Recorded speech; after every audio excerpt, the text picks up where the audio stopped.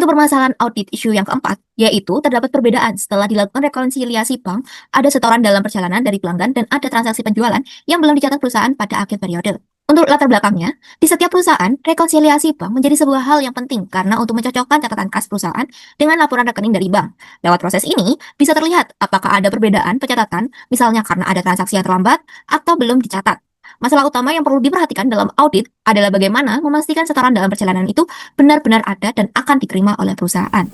Untuk penjualan yang belum dicatat, prosedur pengecekan pertama adalah menelusuri shipping document ke sales invoice, lalu ke jurnal penjualan. Hal ini untuk memastikan tanggal pengiriman sama dengan tanggal pencatatan. Jika barang dikirim sebelum tanggal neraca tapi belum difakturkan atau dicatat, maka terjadi salah saji atau cut-off error.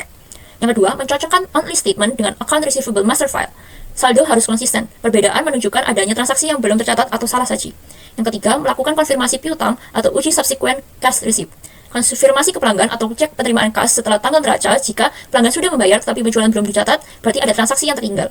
Sedangkan untuk setoran dalam perjalanan, yang pertama adalah menelusuri dari remittance advice ke pre-listing of cash receipt, ke slip setoran bank, dan ke jurnal penerimaan kas. Hal ini untuk memastikan setiap pembayaran pelanggan tercatat lengkap dari bukti pembayaran sampai masuk ke jurnal. Selanjutnya adalah membandingkan jurnal penerimaan kas dengan bank statement setelah tanggal neraca. Hal ini untuk memastikan setoran benar-benar masuk ke bank. Deposit in transit yang sah seharusnya muncul sebagai kredit di bank statement awal periode berikutnya. Selanjutnya adalah memastikan nilai dan tanggal pada slip setoran sesuai dengan yang tercatat pada bank statement. Nilai dan tanggal harus sama. Jika slip ada tetapi tidak muncul di bank statement, ada indikasi setoran fiktif atau belum benar-benar disetor. Jika ditemukan shipping dokumen bertanggal sebelum akhir periode tetapi invoice atau jurnal baru dicatat setelahnya, berarti terjadi cut off error. Jika ada deposit in transit yang tidak muncul di bank statement periode berikutnya, maka terdapat indikasi setoran fiktif atau salah saji pencatatan kas. Jadi saya akan menjelaskan tentang tujuan auditnya. Pertama, ada completeness. Jadi di sini kita ingin memastikan semua transaksi itu dicatat secara lengkap atau enggak. Kan di sini problemnya adalah laporan bank yang enggak dicatat, sedangkan laporan di perusahaan sudah. Jadi kita ingin memastikan semua transaksi itu meskipun di laporan bank dan perusahaan itu tetap dicatat secara lengkap. Lalu yang kedua adalah existence, untuk memastikan apakah transaksinya benar-benar terjadi atau cuma fiktif aja. Kita ngecek dari angka-angka di laporan-laporan yang lain seperti laporan keuangan di perusahaan itu untuk mastiin